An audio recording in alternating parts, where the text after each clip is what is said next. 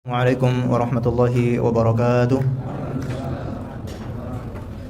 Alhamdulillahirabbil alamin wa usalli wa usallim ala asrafil anbiya'i wa imamil mursalin nabiyina Muhammadin wa ala alihi thayyibin wa ashabihi gurril mayamin.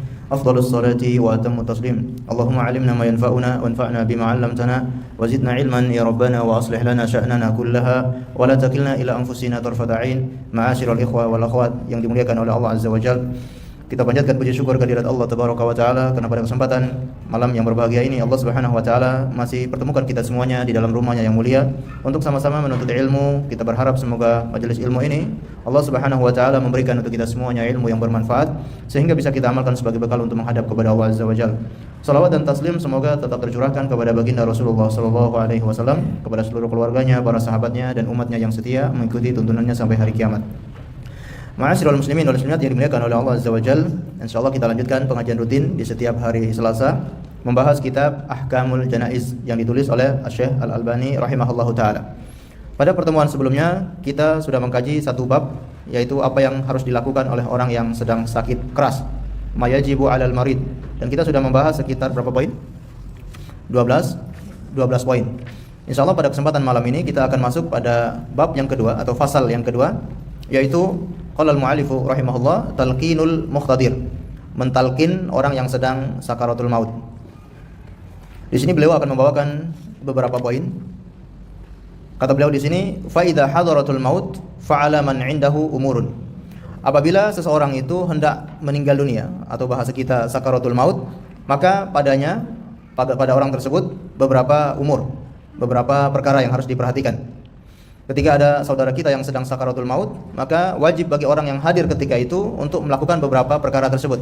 Dan kita bisa mengetahui ada tanda-tanda orang itu sedang sakaratul maut. Bisa dilihat, bisa diketahui apakah dari pernafasannya yang sudah mulai sendat-sendat. Kalau bernafas itu hanya satu arah, hanya ke atas ya, tidak bisa ke atas atau ke bawah, hanya ke atas, menghembus nafas ke atas saja.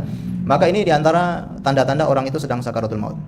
Atau tanda yang lain, kalau dia berada di rumah sakit tentu lebih jelas karena ada alat yang sedang mendeteksi apakah jantungnya ataupun pernafasannya. Maka itu sangat jelas tanda-tanda orang itu sedang sakaratul maut. Atau dari bagian matanya, biasanya orang yang sedang sakaratul maut itu matanya akan memandang tajam, memandang kemana-mana, terutama memandang ke bagian atas atau bagian depan dengan pandangan yang sangat tajam. Disebutkan karena orang yang sedang sakaratul maut itu banyak malaikat yang hadir ya. Dan nanti ada malaikat maut yang akan menghadiri dan dekat kepada si mayit tersebut. Maka matanya akan melihat sesuatu yang mungkin tidak dilihat oleh orang lain. Atau dari bagian tubuhnya yang terasa dingin, terutama bagian kaki, yaitu akan terasa sangat dingin seperti terkena AC dan yang lainnya. Maka ini bertanda kalau orang ini sedang sakaratul maut. Karena nanti orang dicabut nyawanya itu bagian dari bawah. Ya, dicabut dari bagian kepala, tapi yang tercabut itu dari bagian kakinya. Kakinya sudah tidak bernyawa. Kemudian nanti naik lagi bagian perutnya, bagian jantungnya sudah tidak bernyawa, tapi masih bagian leher ke atas ini masih hidup ya. Maka begitu sampai di kerongkongan, itu yang sering kita dengar hadis Nabi sallallahu alaihi wasallam, tobat itu tidak akan diterima ketika nyawa itu sudah melewati kerongkongan. Tapi kalau masih melewati tubuh yang lain di bawah kerongkongan, ini masih ada kesempatan untuk bertobat kepada Allah. Pintu tobat masih terbuka. Baik, ini diantara tanda-tanda orang yang sedang sakaratul maut. Ketika ada orang yang sedang mengalami kondisi seperti ini, maka apa yang harus dilakukan oleh orang yang hadir? Apakah keluarganya atau orang yang mengunjungi orang sedang sakit tersebut? Yang pertama kata beliau, ayyulakinuhu asyahadah, yaitu mentalkinkannya dengan syahadat, yaitu la ilaha illallah. Mentalkinkannya dengan syahadat. Sebagaimana liqaulihi sallallahu alaihi wasallam, sabda Nabi sallallahu alaihi wasallam, lakinu mautakum la ilaha illallah. Talkinkan orang yang akan meninggal di antara kalian dengan kalimat la ilaha illallah. Jadi ini perintah dan juga anjuran dari Rasulullah sallallahu alaihi wasallam, dan beliau mengajari kita kalimat untuk mentalkin adalah la ilaha illallah. Maka kita harus meniru kalimat tersebut. Jangan kita merubah dengan kalimat-kalimat yang lain. Apakah kalimat zikir seperti subhanallah atau Allahu akbar atau astaghfirullah. Maka yang untuk kita talkinkan seorang yang akan meninggal dunia, maka dengan menggunakan kalimat la ilaha illallah. Kenapa harus dengan kalimat la ilaha illallah? Kata Rasulullah, "Man kana akhiru kalamihi la ilaha illallah indal mauti dakhalal jannah yauman minad dahr wa in asabahu qabla dzalika ma asabah." Barang siapa yang akhir ucapannya adalah la ilaha illallah di saat dia meninggal dunia, kata Rasulullah, dakhalal jannah, punya jaminan untuk masuk surga. Wa in asabahu qabla dzalika ma asabah. Meskipun dia sebelumnya melakukan dosa-dosa, melakukan perbuatan-perbuatan yang diharamkan oleh Allah Azza wa Jalla. Namun kalau di saat dia meninggal dunia mengucapkan la ilaha illallah, maka ada jaminan untuk masuk ke dalam surga.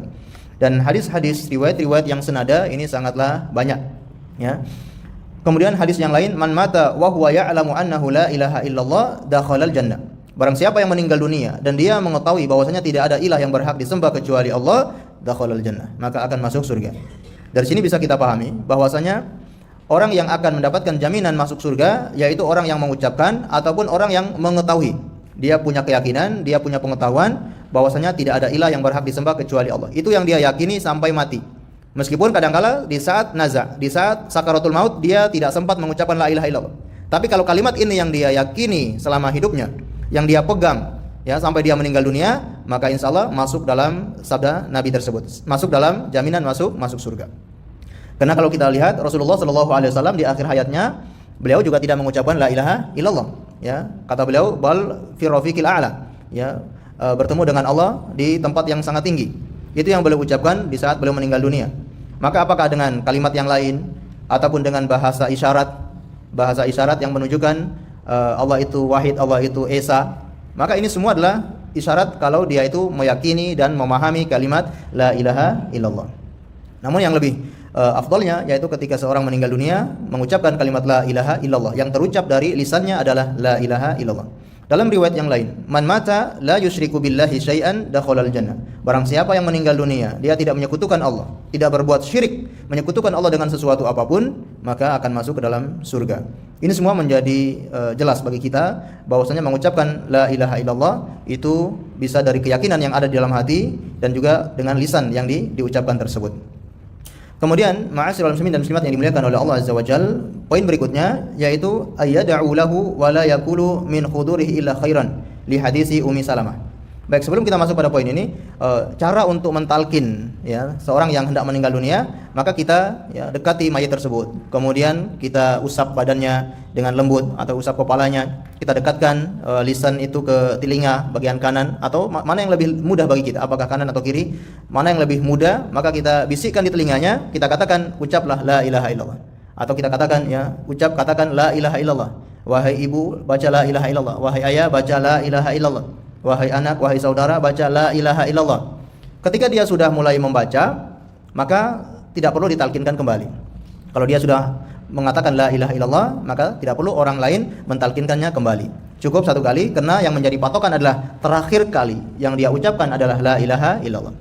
Namun kalau seandainya setelah mengucapkan la ilaha illallah, namun dia berkata dengan perkataan yang lain, maka kita ulang lagi, kita talkinkan lagi untuk mengucapkan la ilaha illallah. Karena ada yang mungkin setelah ditalkin dia bisa membaca la ilaha illallah, tapi kemudian dia meminta untuk diambilkan sesuatu, dia meminta untuk diambilkan air, atau dia berkata dengan perkataan yang lain, maka perlu diulangi lagi talkin tersebut. Dan di sini dibutuhkan kesabaran. Karena kadangkala orang yang sedang sakarat itu dia menghadapi kondisi yang sangat mencekam, yang sangat menakutkan. Yang kita sudah terangkan, ketika saat itu syaitan ini sedang berjuang untuk memusyrikkan, untuk membuat orang ini menjadi kafir. Dan dia sedang dalam keadaan yang menghadapi sakarat yang luar biasa, yang menakutkan tersebut, maka kita butuh kesabaran untuk mentalkinkan la ilaha illallah. Seandainya kita sekali mentalkinkan, wahai ayah, ucapan la ilaha illallah, ternyata masih juga tidak mau mengucapkan, maka kita dengan sabar, perlahan kita ulangi lagi, ya, sampai dia mengucapkan. Ya, dan bisa jadi, ya, di saat kita mentalkinkan itu, mungkin dia memang tidak bisa mengucapkan, tapi mungkin saja hatinya meyakini. Itu yang kita harapkan. Dan karena di saat seperti itu syaitan sedang menggodanya untuk berbuat kekufuran, maka kita sedang mentalkinkan supaya yang dia dengar adalah kalimat la ilaha illallah, maka itu menjadi teguh hatinya, menjadi kuat, dan dia yakin dengan la ilaha illallah. Baik, yang berikutnya yaitu ayyad'u lahu wa la yaqulu fi khudurihi illa khairan. Hendaknya orang yang hadir itu mendoakannya, dan tidaklah mereka mengucapkan kecuali perkataan-perkataan yang baik. Ketika banyak orang yang hadir dalam keadaan dia sedang sakarat, maka dianjurkan untuk mendoakan. Mendoakan seperti apa? Ya, kita mendoakan supaya dia husnul khotimah. Kita mendoakan supaya dia diberi ketegaran, diberi kekuatan oleh Allah untuk bisa menghadapi sakaratul maut. Maka berdoa kepada Allah. Kemudian tidak boleh mengucapkan perkataan-perkataan kecuali perkataan itu baik. Di saat orang sedang sakaratul maut, maka kita mengucapkan perkataan-perkataan yang baik. Ya, kita bertanya dengan perkara-perkara yang perlu. Kalau perkara yang tidak perlu ditanyakan. Ya. Misalkan ketika datang ke rumah sakit, nggak perlu bertanya berapa biaya obatnya, berapa biaya rumah sakitnya. Jadi kita bertanya hal-hal yang baik. Jangan mengatakan hal-hal yang tidak baik. Ya, kita memberikan motivasi. Insya Allah diampuni dosanya. Insya Allah selalu dirahmati oleh Allah. Insya Allah Anda akan diterima di sisi Allah. Insya Allah Anda akan husnul khotimah. Ini yang kita bangun supaya yang ada dalam dirinya itu adalah husnudon kepada Allah. Jangan sampai dia itu suudon kepada Allah. Hal ini sebagaimana hadis dari Ummi Salamah radhiyallahu anha berkata, qala Rasulullah sallallahu alaihi wasallam, idza hadartumul marid awil mayit faqulu khairan. Apabila kalian sedang menghadiri orang yang sakit atau orang yang mau meninggal dunia, faqulu khairan, maka ucapkanlah dengan perkataan yang baik. Fa innal malaikata yu'minu ala ma taqulun. Karena sesungguhnya para malaikat itu akan mengaminkan apa-apa yang kalian ucapkan. Maka di saat orang yang sedang sakaratul maut itu hadir para malaikat yang akan mengaminkan apa-apa yang diucapkan oleh orang yang sedang hadir ketika itu. Maka dianjurkan bagi orang yang hadir itu untuk selalu mengucapkan perkataan-perkataan yang baik, yang santun, ya, sambil dikasih motivasi dan yang lainnya. Baik, ini diantara poin yang kedua dan ketiga. Poin berikutnya, tadi ini poin yang apabila orang menghadiri orang yang sedang sakaratul maut, maka mentalkinkannya, kemudian mendoakan dan tidak boleh berkata kecuali yang baik. Poin berikutnya, walaysa talqinu dzikra syahadati bi hadratil mayit wa tasmi'iha iya bal huwa amruhu bi ayyakulaha khilafan lima yadunnu ba'd wa dalilu hadisu Anas radhiyallahu anhu. Dan kata beliau, yang dimaksud dengan talqin itu bukan sekedar kita yang mengucapkan. Jadi namanya talqin itu kita bukan orang yang mentalqin itu yang mengucapkan saja, melainkan tujuan daripada talqin itu adalah agar orang yang sedang sakaratul maut itu dia yang akan membaca dan mengulangi apa yang kita talqinkan tersebut. Ini yang kita harapkan. Jadi bukan sekedar orang yang datang kemudian mentalqinkan la ilaha illallah, la ilaha illallah, tapi berharap orang yang sedang sakaratul maut itu dialah yang nanti ikut mengucapkan la ilaha illallah. Dan kata beliau di sini berbeda dengan apa yang diduga atau diprasangkakan oleh kebanyakan orang, yaitu mereka menyangka talqin itu adalah hanya ditalkinkan begitu saja, tidak berharap orang yang sedang sakarat ini ikut mengucapkan. Hadisnya adalah dari Anas radhiyallahu anhu, bahwasanya Rasulullah sallallahu alaihi wasallam ada rajulan minal ansor, pernah menjenguk seseorang dari kalangan Ansor. Faqala ya khali kul la ilaha illallah, wahai paman, bacalah la ilaha illallah. Faqala, maka kata orang tersebut, fa khairun li an aqula, apakah baik saya mengucapkan kalimat tersebut? Ya, Rasulullah mengatakan, "Na'am." Fa khairun li an aqula la ilaha illallah. Fa qala Nabi sallallahu alaihi wasallam, "Na'am." Apakah baik saya mengucapkan la ilaha illallah itu? Maka Nabi sallallahu alaihi wasallam mengatakan, "Na'am." Ya, betul. Jadi ini dalil bahwasanya Rasulullah sallallahu alaihi wasallam ketika datang kepada orang yang sedang sakaratul maut, yang sedang sakit keras, maka beliau mentalkinkan orang tersebut untuk mengucapkan la ilaha illallah. Baik, ma'asyiral muslimin dan muslimat yang dimuliakan oleh Allah Subhanahu wa taala, dalam hadis yang lain disebutkan dakhaltu 'alal a'mas anna wa zaidatun fil yaumil ladzi mata fi. Aku pernah, kata Husain al-Ju'fi, aku pernah masuk menemui A'mash bersama wa zaidatun pada hari di mana beliau meninggal dunia. Wal baitu mumtali'un fir rijal, dan rumah ketika itu sedang dipenuhi oleh banyak orang. Ketika ulama ini A'mash sedang sakit keras hendak meninggal dunia dan sudah banyak orang di dalam rumah tersebut. Iddakhala syekhun faqala subhanallah tarawna ar-rajula wa ma huwa fihi wa laysa minkum ahadun yulaqinuhu. Datanglah atau masuklah seorang tua atau seorang syekh, maka dia berkata, subhanallah, kalian melihat orang ini sedang sakaratul maut, wa laysa minkum ahadun yulaqinuhu, tapi tidak ada di antara kalian yang mau mentalkinkan orang ini. Faqala al-A'mash hakada, maka A'mash berkata, fa asyara bis sababati wa haraka syafatai, maka A'mash ini menunjukkan isyarat telunjuknya begini, kemudian lisannya bergerak. Ini menunjukkan A'mash sedang mengucapkan la ilaha illallah dan berisyarat dengan telunjuknya. Ini yang kita jelaskan di awal, bahwasanya la ilaha illallah itu kadangkala tidak diucapkan atau tidak didengarkan oleh kita yang mentalkin. Tapi kalau ketika sudah ada isyarat atau ketika sudah ada tanda kalau orang yang kita talkin itu sudah mengucapkan la ilaha illallah, maka ini sudah cukup. Dan boleh dengan isyarat. Baik, ini poin yang kedua, yaitu mentalkinkan orang yang akan meninggal dunia sampai dia itu betul-betul mengikuti talkin tersebut, atau apakah dengan mengucapkan atau dengan bibirnya bergerak atau dengan isyarat. Poin berikutnya, ma'asyiral muslimin dan muslimat yang dimuliakan oleh Allah, adalah masalah membaca Yasin. Masalah membaca Yasin atau membaca surat Yasin di saat orang itu sedang atau akan meninggal dunia. Di sini kata beliau, wa amma qira'atu surata Yasin indahu wa tawjihahu nahwal qibla falam yasihhu fihi haditsun.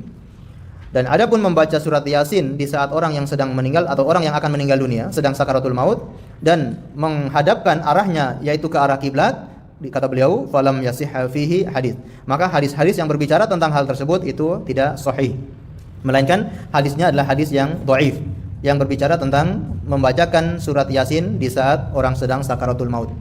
Namun perlu kita ingat ma'asyiral muslimin dan muslimat yang dimuliakan oleh Allah Azza wa Jalla, perkara membaca surat Yasin di saat orang akan meninggal dunia ini perkara yang mukhtalafan fi, perkara yang diperselisihkan oleh para ulama.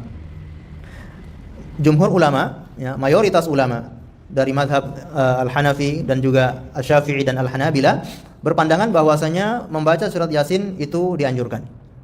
Kecuali Imam Malik rahimahullahu taala, beliau berbeda dengan pendapat jumhur. Bahkan Imam Malik mengatakan itu perkara yang makruh, perkara yang dibenci atau tidak disukai. Namun jumhur ulama mengatakan itu perkara yang dianjurkan, mustahab. Bahkan termasuk yang disunahkan. Karena ada hadis dari Rasulullah sallallahu alaihi wasallam, "Iqra'u mautakum Yasinan." Bacalah untuk orang yang akan meninggal di antara kalian itu surat Yasin. Dan kunci ikhtilafnya para ulama adalah derajat hadis tersebut. Derajat hadis-hadis yang menganjurkan tentang membaca Yasin itu dipertentangkan, diperselisihkan oleh para ulama. Sehingga ada sebagian yang menganggap itu hadisnya sahih, maka mereka mengamalkan hadis tersebut dan mengamalkan yaitu membaca Yasin di saat orang sedang sakaratul maut. Namun para ulama yang berpandangan bahwasanya hadis tersebut adalah hadis yang dhaif, maka mereka tidak mengamalkannya. Bahkan mereka tidak menganjurkan untuk membaca surat Yasin tersebut.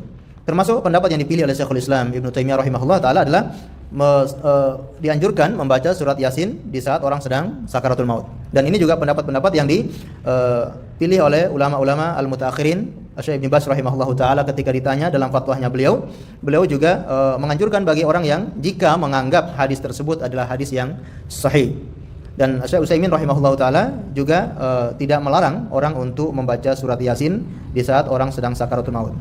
Namun di sana ada para ulama dan sebagian ulama yang tidak mensarankan atau tidak menganjurkan untuk membaca Yasin di saat sakaratul maut. Kalau ulama al-mutaakhirin contohnya yang kita pelajari sekarang ini, di antaranya Syekh Al-Albani rahimahullahu taala, beliau berpandangan bahwasanya hadis tersebut hadis yang dhaif, maka tidak boleh diamalkan.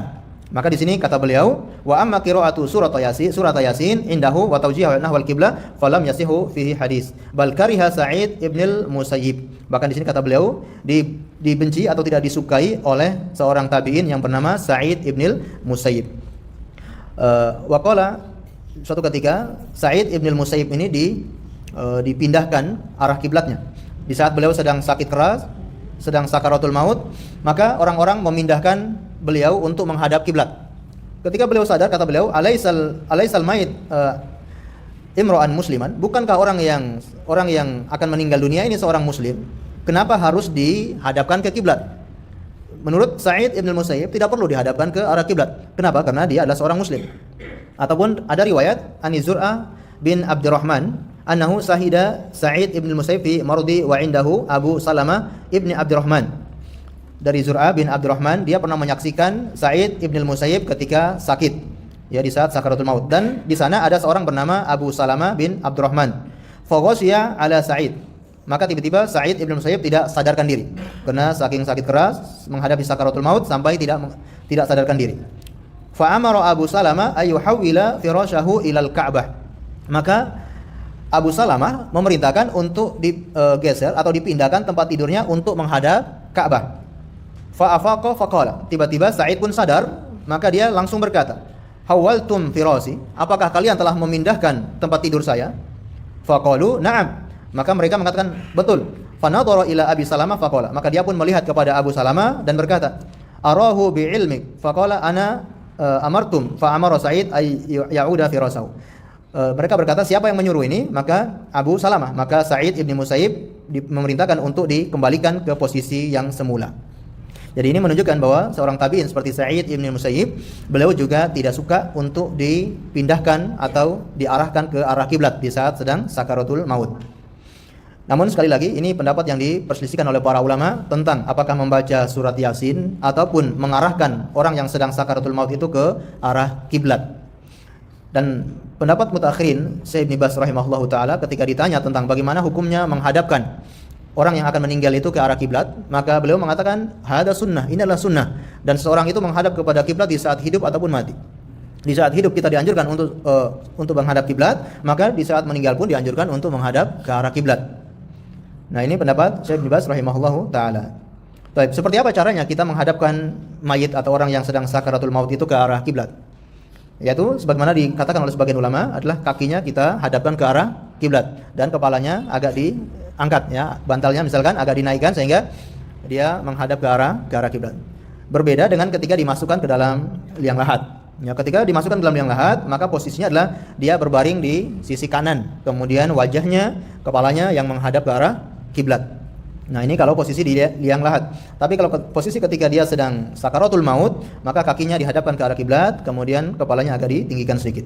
Nah, ini pun berlaku ketika sedang sakaratul maut atau sudah nazak, sudah putus, ruhnya sudah tercabut, sudah tidak ada nyawa. Ketika sudah meninggal dunia, posisi mayat ini pun ya dihadapkan ke arah kiblat. Ya. Sedangkan membaca surat Yasin yang dianjurkan di sini adalah kalau kita memilih pendapat yang menganjurkan membaca surat Yasin, itu dianjurkan hanya ketika sebelum meninggal dunia. Ini yang dianjurkan oleh para ulama. Yang kita jelaskan di awal tadi, pendapat jumhur ulama, mayoritas ulama adalah membaca surat Yasin itu sebelum meninggal dunia, di saat sakaratul maut. Sedangkan setelah meninggal dunia, maka di sini tidak lagi dianjurkan membaca surat Yasin karena tidak ada dalil sama sekali. Tidak ada perintahnya untuk mengkhususkan surat Yasin ya kepada orang yang meninggal dunia. Adapun berbicara tentang apakah membaca Al-Qur'an itu sampai kepada mayit atau tidak, ini juga diperselisihkan oleh para ulama. Kebanyakan ulama juga mengatakan bahwasanya membaca Al-Qur'an itu bisa sampai kepada si mayit. Termasuk yang dipilih oleh Syekhul Islam Ibnu Taimiyah rahimahullahu taala. Jadi membaca Al-Qur'an itu bisa sampai kepada si mayit. Pahalanya bisa sampai kepada si mayit. Meskipun ya tidak ada dalil yang tegas dalam masalah ini. Apakah sampai atau tidak? Karena dalil yang dipakai adalah dalil qiyas. Qiyas dengan perkara-perkara yang lain seperti sedekah ataupun yang lainnya. Sedangkan seperti sedekah, menghajikan orang yang sudah meninggal dunia atau mendoakan orang yang meninggal dunia, maka secara jelas ini sampai kepada si mayit. Sedangkan membaca Al-Qur'an karena tidak ada hadis yang tegas, ya. Maka dalam perkara ini Allah a'lam bishawab, ya. Seperti yang dipilih oleh Syekh Al-Albani dan yang lainnya, yaitu tidak sampai, ya, qiraatul Quran itu tidak sampai kepada si mayit. Allahu a'lam bishawab. Apalagi mengkhususkan dengan surat Yasin. Nah, ini sangat tidak sesuai, ya. Jadi kalau ingin meyakini kalau Al-Quran itu sampai kepada si mayit, silakan, tapi jangan khususkan dengan surat Yasin. Masih ada surat-surat yang lain. Ada surat Al-Baqarah, ada surat Al-Fil, ada surat yang lain. Jadi tidak perlu hanya surat Yasin. Nah, kenapa hanya surat Yasin? Inilah yang menjadi tanda tanya. Ya, ketika kita mengkhususkan sesuatu yang tidak ada landasannya dari Rasulullah SAW, maka harus menunjukkan bukti atau dalil yang jelas. Allahu a'lam bishawab. Baik, ma'asyiral muslimin dan muslimat yang dimuliakan oleh Allah Azza wa Jalla. Poin berikutnya adalah wala ba'sa fi ayyahdurul muslimu wafatal kafir liya'ridul islam alaih. Tidak mengapa bagi seorang muslim untuk menghadiri orang kafir yang sedang sakaratul maut. Ada seorang muslim menghadiri orang kafir yang sedang sakaratul maut, maka di sini kata beliau wala ba'sa, maka tidak masalah, tidak mengapa. Dengan tujuan liya'ridul islam alaih, untuk menawarkan keislaman kepada orang tersebut. Kalau kita bisa mampu melakukan ini, maka ini yang sangat baik. Mungkin ada tetangga kita atau saudara kita atau bahkan ada keluarga kita yang masih kafir, masih non-muslim. Maka ketika dia sedang sakaratul maut, kita dianjurkan untuk menawarkan Islam kepadanya. Wahai paman atau wahai bibi atau wahai kakek, silakan baca la ilaha illallah. Ya, silakan baca la ilaha illallah. Kalau berani. Ya. Nah, seperti ini yang dilakukan oleh baginda Rasulullah sallallahu alaihi wasallam kalau berani, ya. Disebutkan ya dalam hadis Anas bin Malik, beliau mengatakan kana gulamun yahudiyun yakhdumun nabi sallallahu alaihi wasallam famarida. Bahwasanya ada seorang anak pemuda dari Yahudi. Dia pernah atau sering membantu Rasulullah sallallahu alaihi wasallam. Famarida, suatu ketika orang ini sakit. Fa'atahu Nabi sallallahu alaihi wasallam ya'uduhu. Maka Nabi sallallahu alaihi wasallam datang untuk menjenguknya. Faqa'ada 'inda ra'sihi faqala lahu. Maka Rasulullah duduk di sisi kepala anak ini, kemudian berkata, "Aslim, Wahai anak masuklah Islam. Fa nadhara ila abihi wa huwa indahu. Maka anak ini melihat ke bapaknya yang hadir ketika itu. Faqala lahu ati Abul Qasim. Ikuti Abul Qasim, ikuti Nabi Muhammad sallallahu alaihi wasallam. Fa aslama. Maka anak ini pun masuk Islam. Jadi Masya Allah ya. Kalau kita punya keberanian seperti Rasulullah, silakan ya. Apalagi dia adalah orang-orang yang dekat dengan kita, orang yang akrab dengan kita, atau kita memiliki power terhadap orang tersebut. Mungkin dia masih keluarga dengan kita atau keponakan kita, dan kita punya power, ya kita punya kita merasa punya pengaruh di situ. Maka silakan kita tawarkan. Mudah-mudahan dia masuk Islam, karena kita ingin menyelamatkan orang dari neraka. Fa kharaja an-nabiy sallallahu alaihi wasallam wa huwa yaqul. Setelah anak ini masuk Islam, maka Nabi sallallahu alaihi wasallam keluar sambil berkata, alhamdulillahilladzi anqadahu minan nar. Alhamdulillah yang telah ya menyelamatkan anak ini dari api neraka. Ya, falamma mata qala sallu ala sahibikum. Dan ketika anak ini meninggal dunia, maka Rasulullah bersabda, salatlah untuk sahabat atau saudara kalian ini. Jadi ini dianjurkan ya bagi orang yang muslim menjenguk orang yang sakarat dari orang-orang kafir. Dan kadang-kala kita melihat ya fenomena yang luar biasa ketika orang kafir itu akan meninggal dunia. Tadi kita lihat ya, orang sedang sakarat itu bermacam-macam. Ada yang cepat ya langsung meninggal, ada yang sangat lama. Termasuk diantaranya orang-orang kafir ya. Sering kita saksikan orang-orang kafir ketika sakaratul maut itu sangat lama. Bahkan sampai diikat ya, kakinya sampai diikat, tangannya diikat, bahkan badannya itu ditindis dengan kayu. Karena tidak diam ya, terus bergerak, bahkan berontak ya, selalu memberontak. Maka kalau kita saksikan kadang-kala sampai diikat dengan papan atau dengan kayu. Nah, posisi seperti ini kalau kita bisa menawarkan dia untuk masuk Islam, alhamdulillah. Lalu bagaimana ketika sudah meninggal dunia? Apakah boleh kita takziah, ngelawat kepada orang kafir yang meninggal dunia? Jawabannya gimana? Boleh atau tidak? Ada orang kafir meninggal dunia, boleh nggak kita takziah? Jawabannya tidak atau boleh? Jawabannya boleh. Ya, boleh. Ya, seorang muslim untuk bertakziah. Di sini para ulama memberikan ketentuan. Ada beberapa syarat. Di antaranya adalah tidak untuk mendoakan si mayit, karena tidak mungkin si mayit itu didoakan dengan keselamatan. Ya. Yang kedua, untuk menawarkan Islam. Ya, untuk menawarkan Islam atau menawarkan kepada keluarganya untuk masuk Islam.